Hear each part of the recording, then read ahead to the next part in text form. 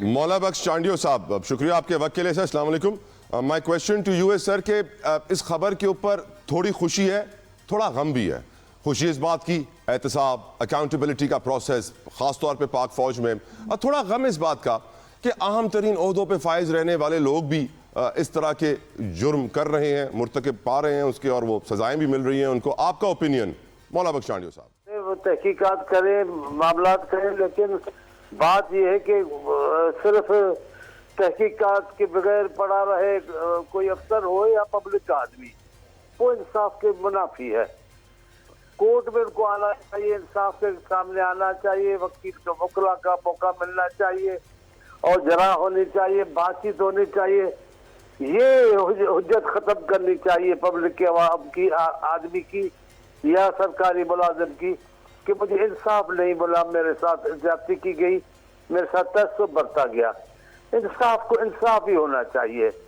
اب آپ دیکھ لیں جن ملکوں میں، بڑا اچھی کل میں سن رہا تھا چرچل کی بات میں سن رہا تھا کہ وہ ریڈیو ٹی وی پہ چل رہی تھی کہ انہوں نے جنگ عظیم کے درمیان پوچھا کسی سے، آدمی سے، سپاہ افسر سے، ہم جنگ جیتیں گے ہاریں گے؟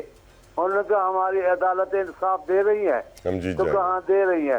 کہا دے رہی ہیں تو ہم جنگ جیتیں گے. دیکھیں نا، اب کہاں جنگ، کہاں کورٹ کا فیصلہ.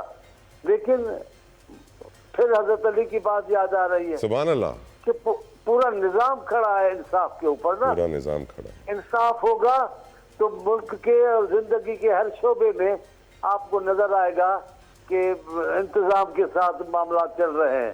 ورنہ بد انتظامی اتنی ہو جائے گی، شک و شبہات اتنے ہو جائیں گے، افراتفری اندر میں، جب اندر میں روح میں اندر میں افراتفری پھیلتی ہے نا، جی سر، تو پھر باہر پھیلتے دیر نہیں لگتی، باہر اس کے اثرات زیادہ ہوتے ہیں. تو ایک اور سوال چانڈیو صاحب آپ ہی سے. 15 ماہ لگے ہیں فیض حمید صاحب کو سزا سنانے میں. عمران خان 2 سال سے زائد جیل میں بیٹھے ہوئے ہیں، ان کی سزائیں ہو رہی ہیں، نہیں ہو رہی ہیں، کیسز چل رہے ہیں. ان کو بھی اگر ہم فوجداری عدالتوں میں بھیج دیں ان کے کیسز کو، تو ایٹ لیسٹ جلدی فیصلے تو آ جائیں گے، نہیں تو 15 سال تو یہاں آنے میں لگ جائیں گے فیصلوں کو. سر میں تو حامی ہوں بہرحال عدالتوں میں لانے کا. کسی بھی قسم کا کیس ہو، فوج کے معاملات اپنی جگہ پر ہیں، ان کا انتظام کیا ہے میں ان سے باخبر نہیں ہوں. لیکن ایک عام آدمی، ایک عام شہری کیسز میں تو میری یہی تقاضا ہے کہ جس پہ بھی آپ الزام لگائیں، جس پہ بھی کیس بنائیں، اس کو انصاف کے کٹہرے میں لائیں اور اس کو بھی انصاف دیں، اور لوگوں کو بھی موقع دے، کہیں کہ ہمارے ملک میں انصاف ہو رہا ہے. بالکل بات یہ فیض حمید صاحب ہیں، ان کو بھی ملنا چاہیے انصاف. جی سر. لیکن بات یہ ہے کہ بعض عہدے ایسے ہوتے ہیں، کچھ منصب ایسے ہوتے ہیں جن پہ ہر حال میں انصاف ہونا چاہیے اور کڑا انصاف ہونا چاہیے. بالکل ٹھیک. کیونکہ ان کے چانڈیو صاحب ایسا انصاف ہونا چاہیے کہ اگلی بار کوئی اور وہ جرم کرنے کا سوچے بھی نہ.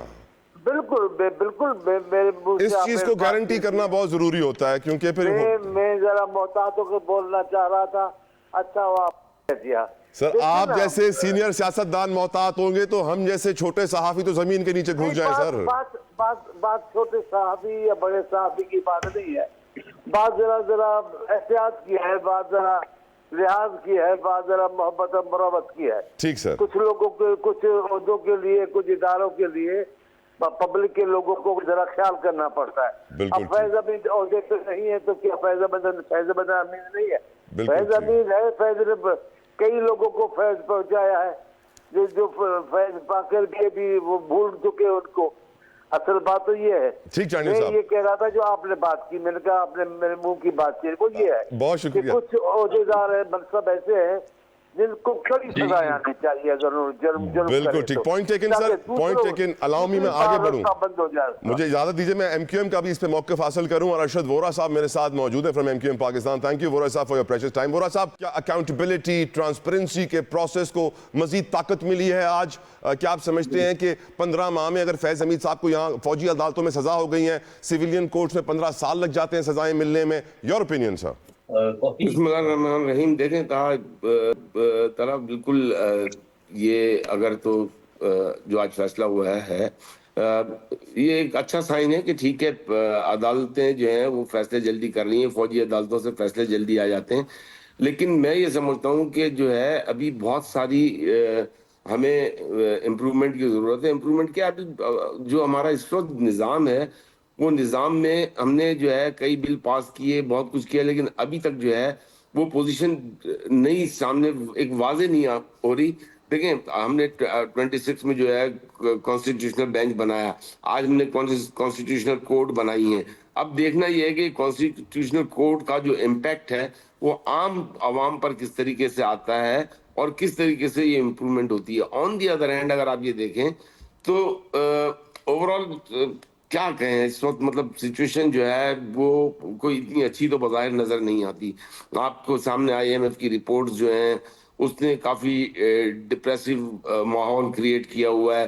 اس کے بعد فائنانس منسٹر نے، فائنانس ڈپارٹمنٹ نے کچھ میجرز لیے ہیں امپروو کرنے کے لیے.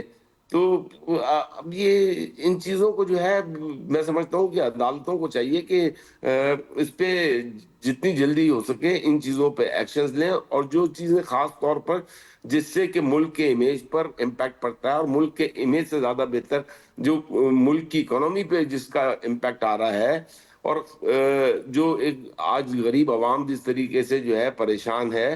یہ ہمیں جتنے بھی فائنینشیل فیگرز اچھے آ رہے ہیں لیکن ان فائنینشیل فیگرز کا امپیکٹ جو ہے وہ ایک عام آدمی تک نہیں پہنچ رہا ہے. تو that is the reality at the time, اور اٹ نیڈس مچ امپروومنٹ. اور میں یہ سمجھتا ہوں کہ اب تقریباً 2 سال سے زیادہ ہی ہونے لگے ہیں، 2 سال ہو گئے. ان کو جو ہے فاسٹ ٹریک پر اگر نہیں لائے تو پھر میں سمجھتا ہوں ہم عوام کو کچھ بھی ڈیلیور نہیں کر سکیں. ویل سیڈ سر، بڑے آپ نے اچھی بات کی ہے کہ وہ احتساب جو پاکستان کے عام آدمی تک پہنچے اور اس کو فائدہ پہنچائے، وہی ہے اصلی ہمارے ملک کے لیے ضروری ہے اس وقت سب سے زیادہ. میں ایک سوال اظہر صدیق صاحب آپ سے کرنا چاہتا ہوں.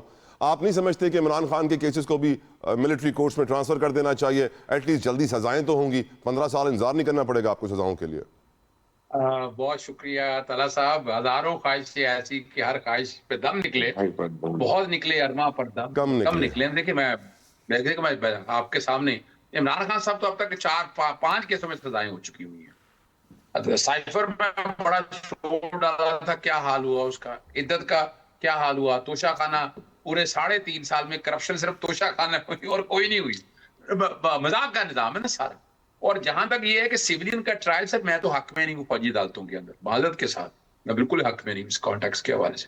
سیولین کا اگر ٹرائل ہونا ہے تو سیولین کوڈ موجود ہے، دہشت گردی کی کوٹیں موجود ہیں. یہ دیکھیں نا، آرمی ایکٹ کا مقصد تو ہے نا ایک آپ نے آرمی کے ریگولیٹڈ نظام کے تحت. پر سر مقننہ نے تو ترمیم کر کے اجازت دے دی ہے نا سر، اب تو اجازت ہے میرے خیال سے.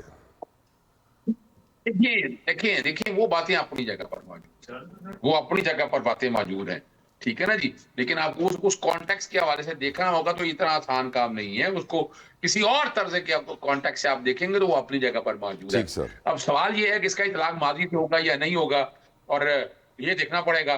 پھر اگر وہ آئینی ترمیم اگر آئی ہوئی ہے، اگر آئینی ترمیم آئی ہے، کیا اس کے مطابق کورسپونڈنگ لیجسلیشن ہوئی ہے یا نہیں ہوئی؟ ابھی میں نہیں سمجھتا کہ کسی طرح سے بھی جو ہے نا اس فیصلے کا عمران خان سے یا کسی اور سے، جو کہ ابھی تک دیکھیں 9 مئی کے حوالے سے بھی ایویڈنس بھی ایسی نہیں آئی نا. ہم ہیر سے پہ چلیں گے، ابھی چاہے تو فیصلہ سامنے آئے